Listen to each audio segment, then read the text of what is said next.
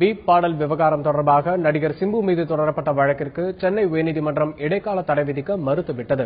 பெண்களை ஆபாசமாக சித்தரித்து பாடல் வெளியிட்டதாக நடிகர் சிம்பு மீது கோவை பந்தயசாலை காவல் நிலையம் மற்றும் சென்னை மத்திய குற்றப்பிரிவு காவல் நிலையத்தில் வழக்கு பதிவு செய்யப்பட்டுள்ளது.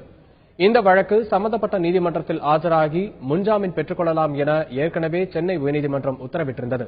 இந்த நிலையில் தன் மீதான வழக்கிற்கு இடைக்கால தடை விதிக்க வேண்டும் என்று நடிகர் சிம்பு வழக்கு தொடர்ந்திருந்தார். இந்த வழக்கு நீதிபதி எம் சுப்பையா முன்பு இன்று விசாரணைக்கு வந்தது. அப்போது இடைக்கால தடை விதிக்க மறுத்த நீதிபதி வழக்கு குறித்து கோவை பந்தயசாலை போலீசாரும் சென்னை மத்திய குற்றப்பிரிவு ஆய்வாளர்களும் வருகிற 22ஆம் தேதிக்குள் பதிலளிக்கும்படி உத்தரவிட்டார். இதனிடையே இசையமைப்பாளர் அனிருத் இன்று அதிகாலையில் கோவை பந்தய காவல் நிலையத்தில் நேரில் ஆஜராகி விளக்க கடிதம் அளித்துள்ளார். அதில் தனக்கும் சிம்புவின் பாடலுக்கும் எந்த தொடர்பும் இல்லை என்று குறிப்பிட்டுள்ளார்.